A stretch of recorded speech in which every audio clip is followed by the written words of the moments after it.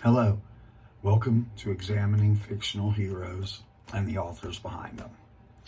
My name is Wayne Browder, and I'm still struggling with my voice.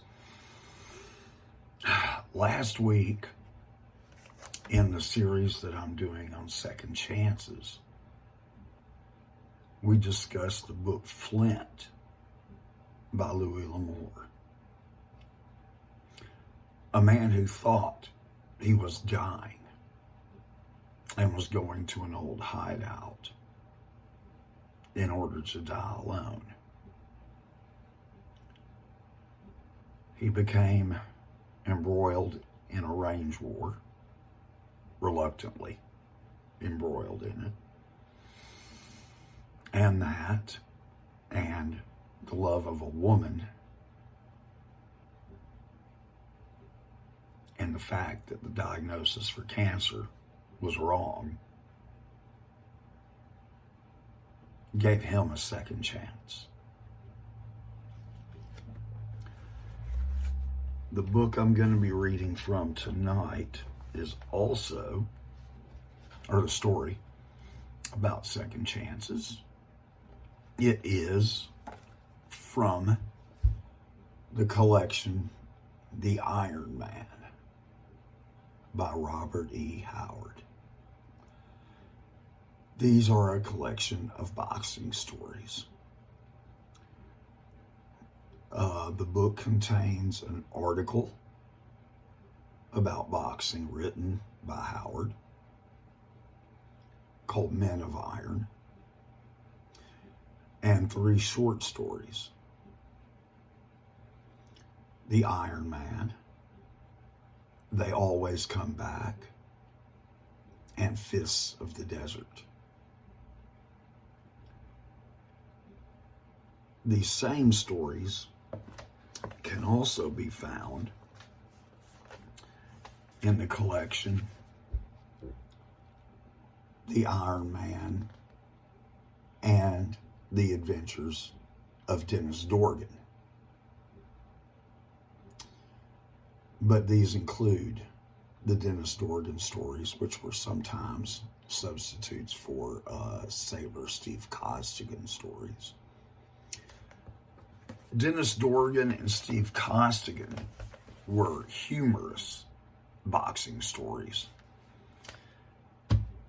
The 3 in the collection The Iron Man were not. What I'm going to read from tonight is from The Iron Man. It's the second in the book, called They Always Come Back.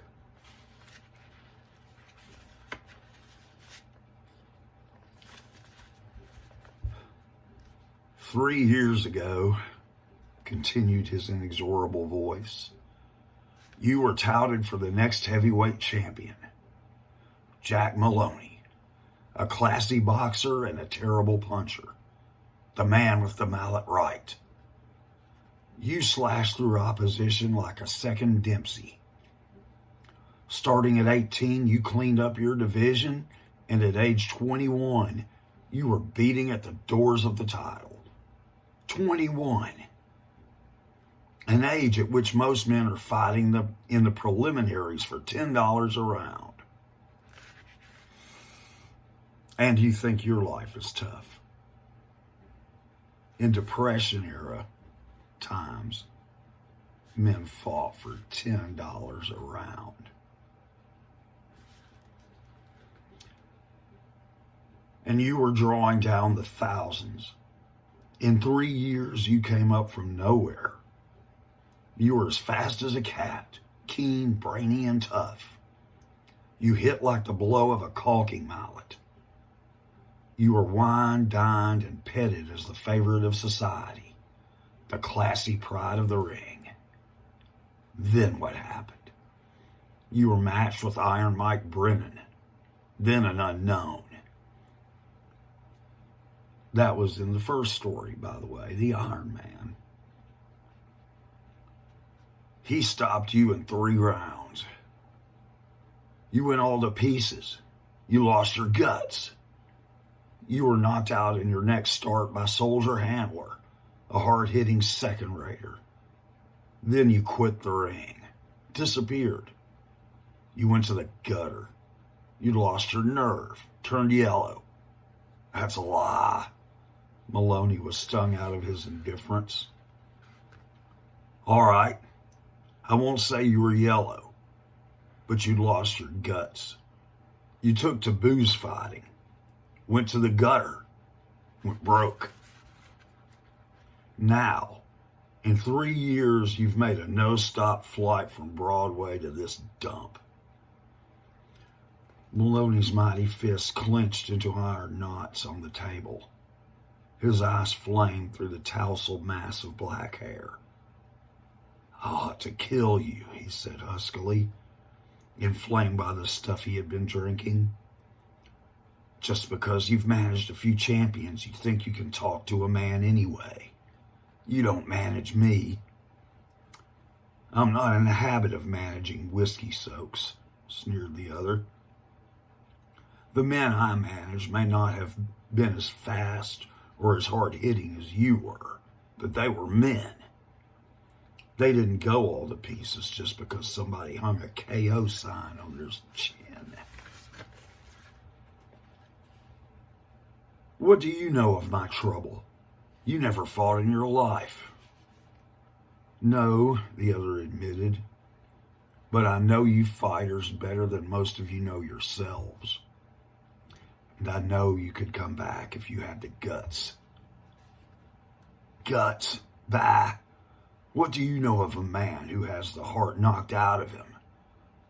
Listen, I was all you said and more, till I met Brennan. I thought I was invincible. I wore myself out punching him. I ruined myself.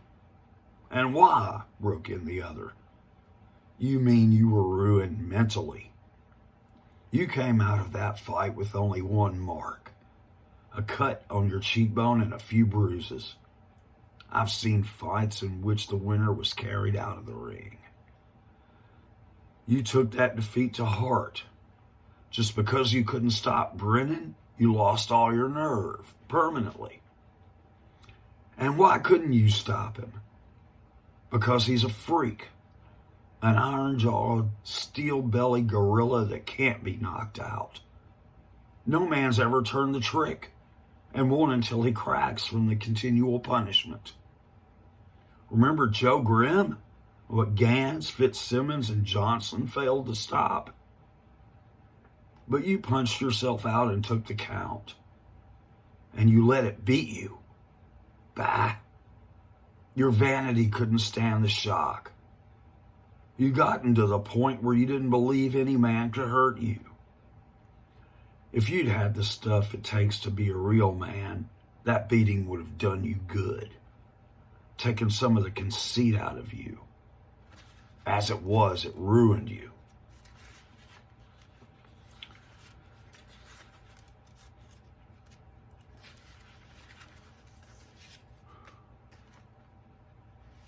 Brendan moved restlessly. His quick, nervous energy made it impossible for him to keep still for a time. It's the mind, said he. Your superiority complex got a jolt. You should have recovered by this time. It wouldn't be impossible for you to get back in shape. I saw the handler fight. You were like a man dazed or drugged. Even so, he staggered every time you landed, and it took him 5 rounds to beat you down in the condition you were in. You are not in shape, mentally or physically. As for Brennan, the harsh, rasping note stole in again. You said you were in shape for him. You weren't. You thought you'd trained. You'd been going through the motions, but your heart wasn't in your work. You were too sure of yourself. And that same conceit whipped you. You fought yourself out, and when Brennan dropped you, as he might have dropped any man that ever lived, you didn't have the stuff to take it and come back. Once more I ask you, will you let me take you and put you back in the ring? Maloney's sole answer was to turn his back on his interrogator and reach for the bottle of tequila which the bartender had left on the table. So, Grendon is interested in bringing Maloney back, and Maloney is resisting because of his fear of what happened to him against Iron Mike Brennan. In short, Grendon tricks him into fighting. He's so drunk, when a scuffle arises in the bar, he gets arrested. And Grendon tells him that he's going to a Mexican bullpen unless he fights. A Mexican bullpen is just a prison with no walls, where the inmates are always out in the sun. So he sets up Maloney with this little fight there in town. And Maloney is still not into it. He's not in shape, and his mind is not right. He wants to say he can't do it.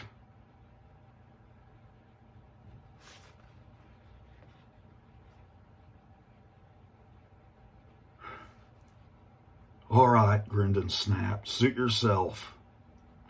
Maybe you'll have an easier time in the bullpen anyhow. He turned away. Wait, Maloney shouted in desperation.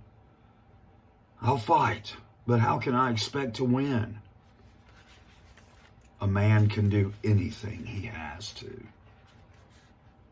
Which is good advice for all of us.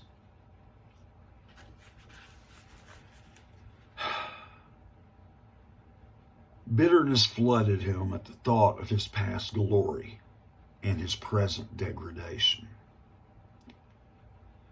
The referee called the men to the center of the ring and gave the usual unheard instructions. I actually like that little thing because, these men are only interested in fighting.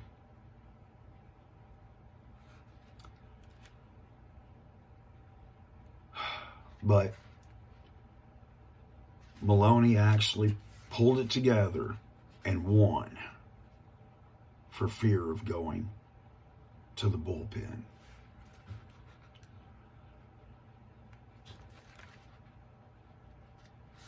And so Grendon told him that he owed him money because he had to bail him out of the jail, and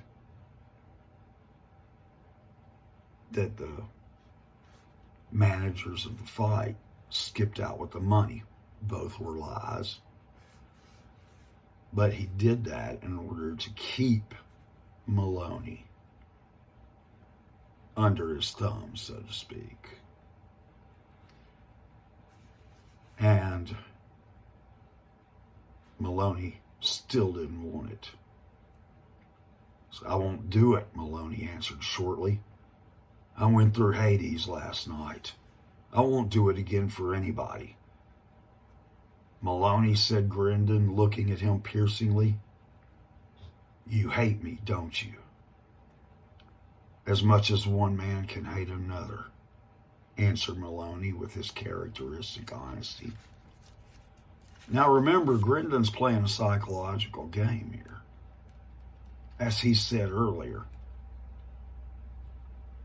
he knows most fighters better than they know themselves. So Maloney went to training so he could fight off his debt to Grendon. Still, he was secretly grateful for one thing. He was no longer a whiskey-soaked hobo, but a man. Like all natural athletes, he reveled in the feel of his new strength and vibrancy. in the smooth flowing muscles and the work of the great clean lungs. He decided that he would never again sink into the gutter. He was still young, scarcely 25 years old. He would get some sort of a job, and if he could not be a fighter, he would at least be a man. So he went on. He had a few more fights, with Grendon propping him up in different ways.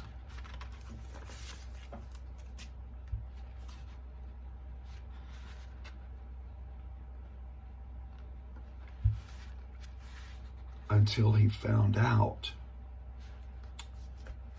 that he beat a man who had knocked out Mike Brennan. It was a few days after his victory when Maloney rushed into Grendon's room. The relations of the two men had changed subtly. Grendon's manner had altered after Maloney's decision to continue in the ring, and Maloney's feeling had changed from hatred to a grudging admiration. He had stayed with Grendon because he realized that the man was one of the cleverest pilots in the game and could aid him in his climb. At last he had come to have a secret liking for the Australian, and had often wondered if the man's cold, hard attitude were not a mask to hide his real sensitive nature. But now, as he entered Grendon's room, his brain was in a turmoil. "Look here," he waved a newspaper in his manager's face. "Last night in America, Iron Mike Brennan was knocked out by a fellow they call Iron Mike Costigan in the first round. And the paper says that's the first time Brennan has been flattened." Grendon nodded. "But you told me," stammered the fighter, all at sea. "You told me that Red Leary, whom I whipped in Sydney, had knocked Brennan out. The knowledge that I'd whipped Leary had been what's holding me up." Grendon shook his head. "More than that, Jack. You needed something then to brace you. Now you're able to go on your own." Maloney frowned and cogitated. "Excuse me, guys." Then suddenly threw his shoulders and grinned with the pleasant arrogance of youth. "You're right. I'm over all that stuff. I realized that it was just mental, just an inhibition or complex or something that I'm rid of. I'll go on and fight. No matter. And Grendon, I want to say that at last I appreciate everything you've done for me. I was a hog and you made me a man against your will. What your original object was, I don't know." "Why, Jack," Grendon's hard eyes were strangely soft. "Years ago, you were just a hard-slugging kid. I kept my eye on you, wanted to manage you, but couldn't buy your contract. I've always liked you as a fighter. Of late, I've come to like you as a man. When I found you wasting your life in that little border town, I wanted to see if you were capable of getting out of the gutter, even with help. I told you that time that the alkaloid in the town was my friend. He was and is. I framed the whole thing. You didn't sock an officer. You were too drunk to do anything or remember anything. I didn't bet any money on you. There wasn't any fine to pay. I admit it was cruel sending you in against Diaz in your condition, but I wanted to find out if you had anything left. Even if he flattened you, with the first punch. I didn't intend leaving you to rot in those low-class dives. But you showed me in that fight that you still had your superhuman physical ability. I don't believe the man ever lived before who could have knocked out a fighter in good condition after having gone through what you'd gone through. And I saw your heart was in the right place, too. Nothing wrong there. The same old fighting heart. But it was your mind. You needed a bracer. So, Maloney says he wants to fight Iron Mike Costigan, the man who knocked out Brennan. Jack, you'll gain nothing by fighting this Iron Man. Just now, he's in his prime. Dempsey couldn't knock him out. Neither could Fitzsimmons. If you beat him, you'll gain considerable prestige. But if he beats you, you're ruined. These Iron Men are the worst opponents in the world for nervous, sensitive fighters like you. Pass him up and take on a fast, clever fellow like yourself. Again, that's Crendon showing he understands the psyche of the fighters. Maloney shook his head. I'm older now. I won't make a fool out of myself again. I won't punch myself out on Costigan as I did on Brennan. But I want to beat the man who beat the man who broke me. Till then, I won't have regained my fullest self-respect and self-confidence. And so he does go on and outpoint Iron Mike Costigan in their fight. And so, in this story, we see a man who is down and out, but who comes back with the help of another man who manages him, helps him get over his failings and move on. And I would like to add, if I can find it, I took out my bookmarks. When he talks about his defeat at the hands of Brennan, and you let it beat you. Your vanity couldn't stand the shock. You'd gotten to the point where you didn't believe any man could hurt you. If you'd had the stuff it takes to make a real man, that beating would have done you good. As it was, it ruined you. I think that says a lot about all of us. We all have fights in our lives, and we all have struggles in our lives. And they're all different. Every battle we face is different.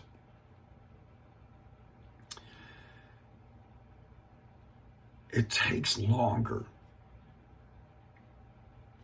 to get over some defeats than it does others. Some you can brush off and just get back up and keep moving forward. Sometimes it takes time. And sometimes, as was the case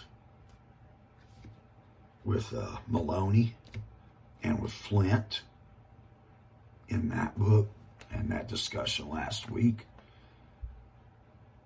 it was through circumstances and through the help of another person that they came back. So, sometimes when we are defeated, it is hard to get over it. And sometimes it's easy to dwell on things and wallow in them, possibly. I know I personally, things have to work through my system for a certain amount of time. And with some things it's longer than with others, but many things I can't just brush off. I would like to be able to do that. That is one of the things that I still aspire to do. It also reminds me of a TV show many years ago called Lost. And I haven't seen it in many years. And I never actually finished it, like with most TV shows, but I really liked it. I really enjoyed it. But I remember one exchange between Jack, who was a surgeon before they were on that island, and with Kate, I believe her name was. And it was about fear. And Jack, and I'm ad-libbing, definitely from memory, Jack was talking about a surgery he was once performing on a young girl. And he said he accidentally cut something that he was not supposed to cut. And said these nerves just came out like, not his, I mean the girl's. This was a bundle of nerves, and they came out like it was some type of,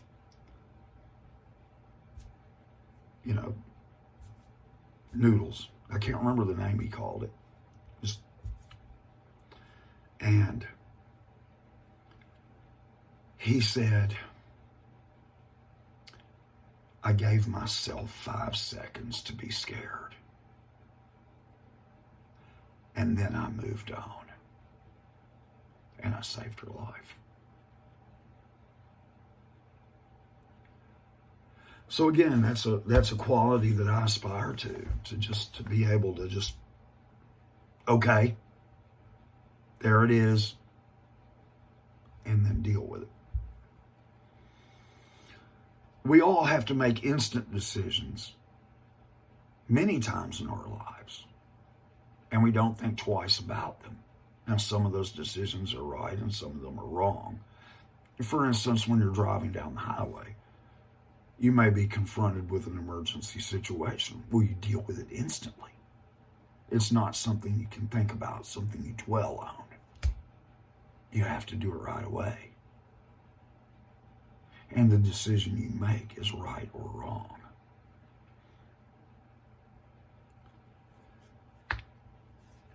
So, those decisions, for lack of a better way to put it, they're instinctive, but they're easy. They're spur of the moment. When it's life decisions, you spend so much time sometimes dwelling on the variables that you get lost in those, and you hesitate. And sometimes that's a very dangerous thing, and sometimes you lose opportunities. As they say, he who hesitates is lost. I hope I'm not rambling. I hope this makes sense to you guys. I just want to say that we all have the ups and downs in life, and we all face the defeats. We have to get up. How long we stay down is up to us, with help or without help. So, guys, I hope you guys have a good night. I have a new follower. Very grateful for that. Any follows would be great. Likes, even dislikes, disagreements, comments. I appreciate all those things. I'd like to interact more with you guys. but I appreciate your time for sure. And have a good night. Thank you.